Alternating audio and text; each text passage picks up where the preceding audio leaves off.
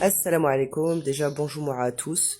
Du coup, vous faites pas trop attention à tout ça. J'ai galère ma maison, c'est normal, je suis pas un vrai influenceur. Donc ça, c'est la maison à quoi ressemble en fait, en vrai, quand tu fais le ménage, quoi. Tu retournes tout. Alors il dit, je te jure ma sœur, l'Algérie est super dure et difficile. J'allais faire ma pause et je tombe sur ce commentaire. Si tu as de l'argent, tu peux vivre comme une reine, mais pour les salariés, c'est de l'esclavage et pour les jeunes, c'est un cauchemar.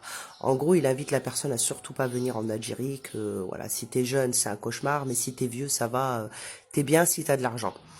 La personne, elle habite en France, c'est pour vous dire, hein, le conseil, waouh. Encore, tu donnes un conseil à des gens qui habitent en Malaisie, aux Maldives, au Japon et tout, je comprends, par rapport à l'Algérie et encore, c'est pas un pays musulman, mais bon, de lui dire que c'est plus difficile que de vivre en France, je suis vraiment pas d'accord du tout. Moi qui vis en Algérie depuis 6 années, voire plus, et j'ai toujours trouvé ma vie en France, et même 6 ans après, beaucoup plus difficile que en Algérie et j'ai toujours pas de regret d'avoir quitté la France, même si j'ai pas un très bon salaire, même si on fait pas tout ce qu'on veut, même si on fait pas les sorties au restaurant H24, etc. Mais ma vie elle est beaucoup plus simple. Après lui ce que il a pas compris c'est que ces gens-là en général ils quittent en fait la France pour leur religion. Là j'ai vu tu peux pas avoir d'avenir, on cherche pas l'avenir parce que nous l'avenir c'est c'est la mort, mourir, aller au paradis, l'avenir c'est après, c'est dans l'au-delà.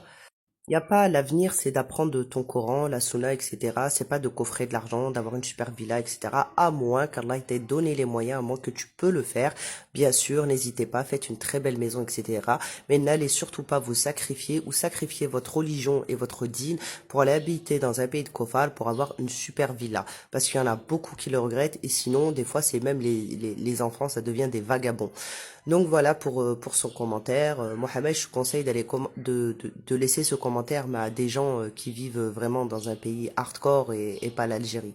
Voilà, allez, salam alaikum.